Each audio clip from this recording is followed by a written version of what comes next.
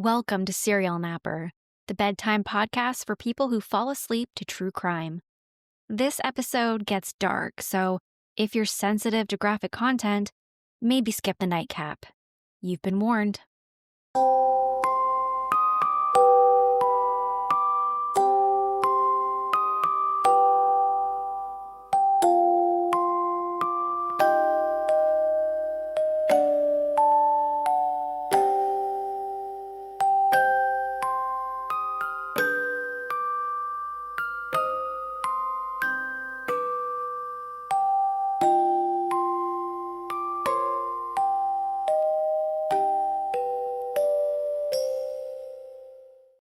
Hey everyone, my name is Nikki Young, and this is Serial Napper, the true crime podcast for naps.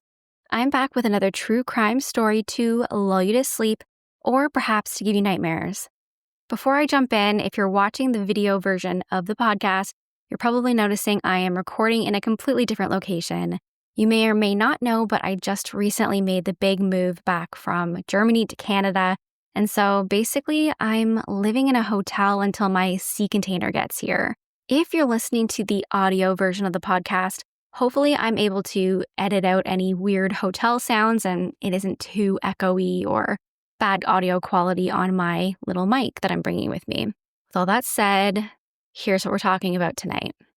We're talking about the mysterious and deeply suspicious death of Private First Class Lavena Johnson, a 19-year-old U.S. Army soldier who was found dead in her tent in Iraq in 2005. The Army told her family it was a suicide.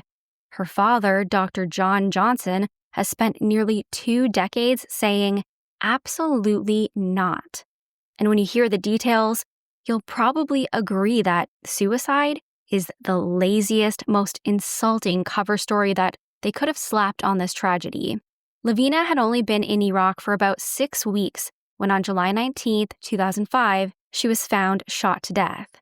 The Army ruled it a suicide, claiming she had used her M16 to end her own life. But then the discrepancies started piling up. The autopsy showed that she'd been attacked before her death. Photographs of her body revealed a broken nose, a split lip, scratches and bruises on her arms, burns on her right leg and hand, and most horrifying, severe injuries and burns to her genitals. The kind of injuries that suggest a sexual assault, followed by an attempt to destroy evidence. Her family is convinced that she was murdered and that the Army covered it up. And after hearing what I'm going to tell you, you might just find yourself yelling at your headphones too. So, dim the lights, put your phone down, and listen as I dig into the story of Lavena Johnson, a soldier who deserved to come home, start college, and live her life. Instead, she became another casualty of a system that seems more interested in protecting reputations than soldiers. So, let's jump right in. Lavena Lynn Johnson was born on July 27, 1985 in Missouri. She grew up in a close-knit family with her parents, Dr. John Johnson, a military psychologist, and her mom, Linda, along with her 4 siblings. She was raised in a close, loving home where education, service, and family traditions mattered. By all accounts, Lavena was bubbly, bright, and stubborn in the best way. She was the kind of teenager who was always laughing, quick to stand up for herself, and even quicker to stand up for someone else. Her friends described her as funny and loyal. Her family remembers her as the glue of the siblings, the one who always wanted everyone together, especially around the holidays. Christmas was her favorite. Decorating the tree with her dad and little sister was a tradition that she wouldn't miss for anything. She was also ambitious. She wanted to go to college, maybe major in psychology like her dad, and she dreamed about what her life would look like once she got there. The Johnsons were no stranger to military life, thanks to her dad's career, but when Lavena announced that she wanted to enlist in the Army straight out of high school, her family had mixed feelings. Here's the thing. Lavena didn't need to enlist. Her parents could have afforded to send her to college, just as they had planned to with her siblings. But Lavena wasn't the kind of person who wanted to lean on anyone else, even her own family. She saw that both she and her sister would be hitting college at the same time, and instead of piling the financial stress on her parents, she decided she'd cover her own way. Joining the army, she figured, was the best way to do that. Her father, having spent his entire career as a military psychologist, wasn't thrilled. He knew the risks, he knew the culture, and he knew it wasn't the easiest place for a young woman, especially a young Black woman, to carve out a path. But Lavena was determined, independent, and again, stubborn in the very best way possible. She believed in service. She believed in doing the right thing. And she truly believed that the army would have her back. That's who Lavena was before Iraq. A daughter, a sister, a teenager with big dreams. Not a statistic, not a case file, and not someone who gave off the slightest sign that she was about to give up on her future. So, fresh out of high school, Lavena enlisted. She had dreams of finishing her service, then going on to college with a clear conscience, knowing she hadn't added to her parents' financial burden. But the St. Louis native never made it to college. She was deployed to Iraq in the summer of 2005. She was just 19 years old. A bold move by anyone, but particularly a young woman this age. Like a lot of young soldiers, she stayed closely connected to home. She called often, updating her parents and siblings, reassuring them that she was doing okay. For the most part, she sounded upbeat, making it seem like she was handling her new reality just fine. Nobody could have imagined what was coming down the line. But cracks started to show. A few months into her stay, her parents began to pick up on signs that she wasn't being treated with the respect that she deserved. Lavena admitted to them that she was dealing with mistreatment and disrespect from some of her superiors. She downplayed it, saying it wasn't just her and that they shouldn't worry too much. Still, as any parent would, Dr. Johnson and Linda couldn't help but feel uneasy. Lavena wrote letters to her mother explaining some of what she was going through, though she always tried to wrap it in optimism. She wanted her parents to know that she was strong, she could handle it, and she still believed that things would eventually get better. Then came a telling phone call on January 14, 2005. Lavena called home, first with the cheerful energy her family was used to, but by the end of the conversation, the tone had shifted. She told her father about a particularly harrowing day. She had been in charge of the communications room, but several soldiers flat out refused to follow her orders and leave at the end of their shift. Instead of respecting her authority, they undermined her, dragging out the standoff until a general showed up. With a single word, he cleared the room, but instead of backing Lavena up, he scolded her. He told her that she had failed to put her foot down and that she had essentially let them walk all over her. Lavena was shocked. She had expected support, but instead she felt humiliated and targeted. She confessed to her father how disheartened she was by the incident, how isolated it made her feel. Dr. Johnson, ever the protective father, told her to find someone that she could trust, someone who would watch her back no matter what. It was advice that would haunt him later. Despite these struggles, Lavena never lost her determination to come home safe. On the evening of July 18, 2005, she called her parents again, this time brimming with excitement. She told them that she'd be home for Christmas. But Lavena Johnson, well, she never made it home for Christmas. Just 3 days after Lavena's excited call home, the one where she promised her family she'd be back in time for the holidays, there was a knock at the Johnsons' front door. Dr. John Johnson will never forget the morning that everything changed.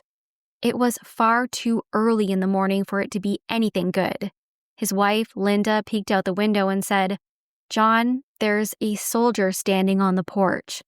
And in that instant, he knew. On the other side stood a soldier and another man who looked suspiciously like a PR officer. When he opened the door, the messenger delivered the Army's story in a flat voice. Lavena was dead. Suicide. Self-inflicted wounds. Behind him, his wife Linda screamed, her grief echoing through the house. Dr. Johnson sat on the steps, watching his wife crumble, watching the soldier stand frozen like a statue, and already, deep down, knowing none of this was the truth. Dr. John Johnson was a military psychologist, and he didn't buy it for a second. He said later that he could see it in their eyes, in the way that they told the story. They were bluffing. They were concealing, and he immediately knew it. It didn't make sense. Just 2 days earlier, Lavena had called home, happy and full of plans. She'd just gotten word about a new job on base. Her unit would be rotating back to the States soon. She promised her dad she'd be home in time for Christmas, ready to help decorate the tree with her little sister like she did every year. This was not a young woman preparing to end her life, but the Army stuck to their script. The official version went like this. On July 19, 2005, Lavena finished her morning shift around 5 o'clock. She went to change into her training clothes, but she never showed up for the workout. When a soldier went to find her, she wasn't in her room. A short search led them to a contractor's quarters, where she was found lying on her back, one arm draped over her face, in a pool of blood. The Army said it was a self-inflicted gunshot wound. They claimed that next to her body were burned papers, letters from her boyfriend, which they spun into a narrative that she must have been heartbroken and decided to end her life. Beside her, they said, was her M16 rifle, the supposed weapon of her suicide. It was the kind of explanation that seemed to tie everything up in a neat little bow. Tragic, but convenient. Tragic, but case closed. Everyone move along. But Dr. Johnson wasn't having it. They didn't give me any information, he told reporters later. When you come and tell me my 19-year-old daughter didn't value life, and that's all she did, she valued life. Months later, the Army released its official report. Investigators concluded that Lavena shot herself in the mouth with her service weapon. They even threw in witness statements suggesting that she might have been depressed over a breakup. But for her father, a military psychologist who knew his daughter better than anyone, it was nonsense. He immediately demanded to see their evidence. He filed Freedom of Information requests. He pressed lawmakers for answers. When the soldiers at his door asked him to sign off on a closed casket funeral, Dr. Johnson flat out refused. He demanded answers. He demanded to know the cause of her death, and he demanded to see her. Lavena would be buried with military honors at the Jefferson Barracks National Cemetery. The Army promoted her posthumously and handed her family medals for good conduct and commendation. But none of that mattered, not when the truth about her death was still being hidden. When Dr. Johnson asked if a rape kit had been performed, the answer was no. The Army hadn't bothered, at least not in a way that could stand up to scrutiny. So, Dr. Johnson made his own demand. His daughter would not be buried until he and his family had access to her body, until they could see for themselves, until an independent autopsy was done. And that's when the real story of Lavena's death, the injuries, the contradictions, the cover-up began to unravel. When the Army first broke the news, they asked Dr. Johnson to agree to a closed casket funeral. Well, that was red flag number 1. Again, he flat out refused because he needed to see his daughter with his own eyes. When the casket was opened, what he saw only deepened his suspicions. Lavena's face, the face of his bubbly, beautiful 19-year-old, was almost unrecognizable. Her remains had been so badly mutilated that the young woman he had just spoken to days earlier was gone. But here's what shocked him the most. Despite the Army insisting that she had put an M16 in her mouth and pulled the trigger, her face was intact. Her features were in pretty good condition for that kind of gunshot wound. There was just a small gunshot wound on the left side of her head. And of course, I'm no gun expert, but from what I've researched, it sounds like an M16 wouldn't leave behind something so minimal. And then there were the other injuries. Cuts and bruises covered her face, her neck, her lips. Where could those have come from if she had supposedly shot herself?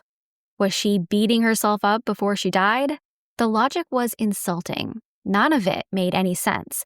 Unless, of course, the Army's story was never the truth to begin with. For Dr. Johnson, it was like being gaslit by an entire institution. His daughter's body was telling a story, and it wasn't the story the Army wanted anyone to hear. Instead of answers, he was left with mutilation, contradictions, and the bitter knowledge that someone was trying to take him and his whole family for a ride. If the Army thought Dr. Johnson would just sign off on a closed casket and quietly bury his daughter, they picked the wrong father. Through his persistence and the Freedom of Information Act, the family uncovered a Xerox copy of a CD that contained actual photos of the crime scene. A mistake, a leak, call it fate. Either way, that CD became the smoking gun. What those photos showed was damning. For starters, the M16 rifle that the Army claimed Lavena had used to kill herself was found lying perfectly parallel to her body. It didn't look like it was dropped, it wasn't scattered, it was perfectly placed. And here's the kicker, her body wasn't found in her room, it was discovered inside a burning tent that belonged to a KBR contractor. That tiny detail somehow didn't make it into the Army's official report. The photos also revealed injuries that made the suicide story completely impossible. There were acid burns on her inner thighs and massive bruising and lacerations to her genital area, the kind of injuries that scream sexual assault, followed by an attempt to erase DNA evidence. According to reports, a corrosive material had been poured into her vaginal region. Her nose had also been broken, and her eye was so damaged that it was hanging out of its socket. She also had several of her teeth knocked out. She had huge bruises, scratch marks, and even teeth imprints across her upper body. Her back and right hand had burns from a flammable liquid that had clearly been poured over her and then lit. And if that's not enough to make your blood boil, someone had literally glued military gloves to her hands. When they were removed, Dr. Johnson found acid burns on her dominant hand, the very hand she would have needed to pull the trigger. He quickly realized that this wasn't incompetence, this was deliberate. This was someone trying to wipe away whoever else's DNA might have been there. The scene itself told the story that the Army didn't want to tell. Her body was fully clothed, staged in a KBR contractor's tent that had been set on fire. A trail of blood led from the outside of the tent to the inside. It was clear to Dr. Johnson that Lavena had been assaulted, mutilated, murdered, dressed after the attack, and left in a fire meant to destroy the evidence. Even witness testimony backed this up. One KBR contractor later stated that he'd heard a gunshot, went to investigate, and then he found the company tent on fire. Inside, he found Lavena's body. His official statement from July 19, 2005 reads, quote, "The witness found the victim under the bench and verified there were no signs of life. Related, he saw the M16 lying across the victim's body. Everything was smoking, including parts of the body. He called for an ambulance and secured the scene." That's in black and white. A burning tent, a staged weapon, a mutilated body. Yet none of it appeared in the Army's official report. So, if this was suicide, it was the most complicated, self-hating, evidence-destroying, fire-setting suicide in U.S. military history. Or, let's be real here, it was a cover-up. One detail that often gets glossed over in the Army's version of events is where Lavena's body was found. Not in her own quarters, not in some neutral space on base, but inside a tent belonging to KBR, Kellogg, Brown, and Root. Now, if that name rings a bell, it should. KBR was one of the biggest military contractors operating in Iraq and Afghanistan during the 2000s. They were a subsidy of Halliburton. Yes, that Halliburton, the company with deep ties to the U.S. government and defense contracts. Now, at the time, KBR handled everything from logistics to construction on bases, and their presence was everywhere. But KBR also had a reputation. Multiple scandals tied to the company surfaced over the years, including accusations of negligence, fraud, and, disturbingly, widespread sexual assault allegations involving contractors overseas. Women working for KBR have come forward in droves with their own stories of being harassed, assaulted, and silenced. So, when Lavena's body turns up in a burning KBR tent, it's not just a random backdrop. It raises massive red flags. Why was she even in there? Why did the official Army report fail to mention the fire or that her body had to be pulled from it? And if a contractor was the first to find her, as witness testimony suggests, how deep does that connection go? For Dr. Johnson, the KBR angle has always been one of the most suspicious parts of the case. Was his daughter's death covered up not just to protect the Army, but to protect a contractor with billion-dollar ties to the U.S. government? It wouldn't be the first time, and it definitely wouldn't be the last. Dr. Johnson wasn't about to let the Army spin his daughter's death into some neat little suicide story and call it a day. He hired a private investigator, and what came back was worse than he imagined. Beyond the verbal abuse that Lavena had told her family about, evidence suggested that she had been sexually assaulted multiple times while stationed in Iraq. Then came the second autopsy. It showed no gunpowder residue on her hands, none, which basically makes the Army's "she shot herself with her M16" theory crash and burn. If she didn't fire the gun, then someone else did. The family kept digging through reports, and buried in the paperwork was something strange. A page so smudged it was barely readable. It shouldn't have been there at all. Maybe it slipped through by mistake, or maybe some anonymous whistleblower risked everything to sneak it in. Either way, Dr. Johnson demanded a clear copy. The Army flat out refused, claiming privacy laws. When he wouldn't let it go, they told him to back off unless he wanted a war. So he took the war to Congress. Representative William Lacey Clay stepped in, and after 2 years of fighting, the Johnsons finally got their hands on the real files. And the photos they revealed were devastating. The blurry images they had been given before had hidden the worst of it. In the clear photos, the truth was undeniable. Scars everywhere, one elbow dislocated, her lower body burned with acid. Her back was covered in dirt and debris like she had been dragged. This wasn't a suicide. It was violence, staged and dressed up as something else. And yet, when the Johnsons went back to the Army with the evidence demanding accountability, they got the same cold response. The case was closed, and it would stay closed. So here's the reality. A 19-year-old soldier was assaulted, brutalized, and murdered on a U.S. military base. Her family has proof, and the institution that sent her there has spent nearly 2 decades refusing to even say her name in the same sentence as the word justice. So how did the Army respond to all of this? With the same sterile PR spin they use whenever the truth gets inconvenient. Christopher Gray, Chief of Public Affairs for the Army's Criminal Investigation Command, released a statement saying Lavena Johnson's death was nothing more than a tragic suicide. According to him, the investigation had been lengthy and thorough, and if any credible information ever came forward, they'd happily reopen the case. He added the usual condolences, quote, "We express our sincere condolences to the family and friends of PFC Johnson.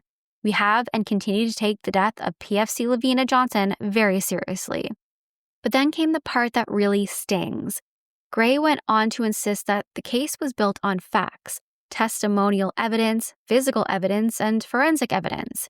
He said the independent autopsy by the Armed Forces Medical Examiner's Office reached the same conclusion: suicide.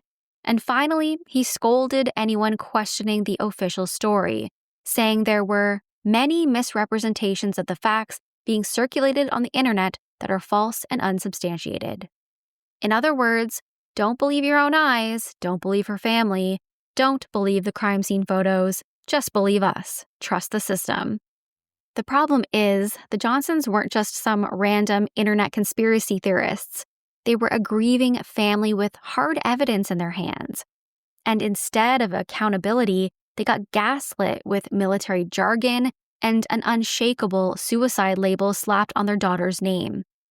Dr. Johnson doesn't buy a single part of the Army's version of events. And honestly, can you blame him? Her own commanding officer described Lavena as happy, healthy, and making plans for the future. There was no suicide note. The bullet that supposedly killed her was never even found. Her arms were too short to fire her M16 the way investigators claimed, and the wound in her head was way too small for that kind of weapon. Then there were the photos. Bruises, burns, cuts, the kind of injuries you get when you've been beaten, not when you've turned a gun on yourself. To Dr. Johnson, the whole thing was rigged from the start. The Army didn't investigate his daughter's death as a homicide. They decided it was a suicide, and they worked backwards to make the evidence fit. All of us can't be wrong about the evidence we've compiled, he said. It is awful, awful, awful compelling. And unfortunately, Lavena got lost in all of this and just lost everything trying to be a good American citizen. He doesn't mince words. He believes his daughter was raped. He believes she was murdered. And he believes that the Army covered it up. And here's the part that makes your stomach turn. According to the Department of Defense's own statistics, 1 in 3 women who join the U.S. military will be sexually assaulted or raped by men in uniform. 1 in 3. Suddenly, Lavena's death doesn't sound like some isolated tragedy. It feels like part of a very ugly, very systemic pattern. Nearly 20 years later, Lavena Johnson's case is still officially listed as a suicide. The Army hasn't reopened the investigation despite the mountain of evidence her family has uncovered, evidence that directly contradicts their story. If the Army thought the Johnson family would take their word for it and move on, they couldn't have been more wrong. From the moment Lavena's body came home, her parents, especially Dr. Johnson, made it their mission to expose the truth. They became investigators, archivists, and activists all rolled into one. Every document, every blurry photo, every contradictory statement, they collected it, pored over it, and refused to let it be forgotten.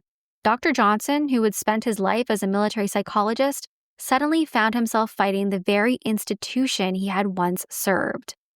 The Johnsons took Lavena's case public. They spoke to reporters, appeared on talk shows, and sat for interviews with anyone willing to listen. They worked alongside advocacy groups that highlight sexual assault in the military, using Lavena's story as proof of a much larger problem. In 2010, their fight was amplified in the PBS Independent Lens documentary, The Silent Truth, which told Lavena's story to a wider audience and forced uncomfortable conversations about sexual violence, cover-ups, and accountability in the armed forces. Her family has also pushed lawmakers, appealing to Congress to intervene, review her case, and demand transparency from the Army. Through it all, they've carried her name like a banner. For the Johnsons, this was never just about their daughter, though the grief of losing Lavena never dulled. It was about making sure no other family had to live through the same kind of betrayal. And yet, here we are. No arrests, no accountability, just medals, folded flags, and a grieving family still fighting for a shred of justice. When you look at all of the evidence the Johnson family uncovered, the case screams foul play. And yet, nearly 2 decades later, there are still massive unanswered questions that the Army has never bothered to address. First, why was Lavena's body in a contractor's tent at all? If she had really killed herself, why wouldn't it have happened in her own quarters? What was she doing inside a KBR contractor's tent, and why wasn't that detail highlighted in the Army's official report? Then there's the fire. Who set the tent on fire? And why wasn't that even mentioned in the official documentation? Witnesses confirmed that the tent was burning and that her body was pulled from the flames. That's not a minor detail you just forget to write down. That's evidence being erased. And finally, the one that still makes people's blood run cold, Why were military gloves literally glued to her hands? Gloves don't just melt into place. Someone intentionally glued them on. And when Dr. Johnson peeled them off, he found acid burns underneath, on the very hand Lavena supposedly used to pull the trigger. It looks a whole lot like someone was trying to destroy DNA evidence, the kind that would point directly to her attacker. So, what really happened? Was Lavena assaulted in that contractor's tent, murdered, and then staged to look like a suicide? Was the fire set to destroy evidence that couldn't otherwise be explained away? Were the glued-on gloves a sloppy, desperate attempt to erase whoever left their mark on her? We don't have answers, and that's the most infuriating part. The official story, it's flimsy at best, insulting at worst. The evidence screams murder, but the Army refuses to budge from their suicide script, which means the truth about what really happened to Lavena Johnson is still out there, buried under bureaucracy, silence, and lies. Lavena was only 19. She should have come home, gone to college, and built the life that she dreamed of. Instead, her story has become a cautionary tale about what happens when institutions value their reputation over the truth. Her case also forced a spotlight onto the culture of sexual violence in the military, a culture that the Department of Defense's own numbers admit is staggering. 1 in 3 women who enlist will be sexually assaulted or raped. That's not isolated incidents. That's systemic failure. No woman should have to wake up in the morning and fear the place she's expected to work. Yet, in environments where power is stacked so unevenly, far too many do. Across workplaces everywhere, more and more high-profile men have been held accountable for harassment and assault. But it raises the question, how many stories are still buried because the abuser outranks the victim? That kind of imbalance doesn't just silence survivors, it creates a toxic environment for everyone around them, where speaking up feels dangerous. The military is one of the clearest examples of this failure. In 2018, the Department of Defense reported 20,500 cases of sexual assault or rape among service members, and 13,000 of those victims were women. That number represented a 50% spike from just a few years earlier, the highest rate since 2006. It's a crisis hiding in plain sight. The truth is, the problem starts before a single woman puts on a uniform. Recruiting stations should come with warning signs, because far too many assaults happen inside the very system that promises honor and service. And as long as the military continues to dismiss or downplay these crimes, every female soldier's non-combat death deserves suspicion. Too often, that vague label has been used to conceal something far darker. Dr. Johnson has said it best, quote, "Lavena got lost in all of this, just trying to be a good American citizen. She believed in service, she believed in sacrifice, but the very institution she served betrayed her and then tried to erase the evidence. As of today, her family is still waiting for the truth.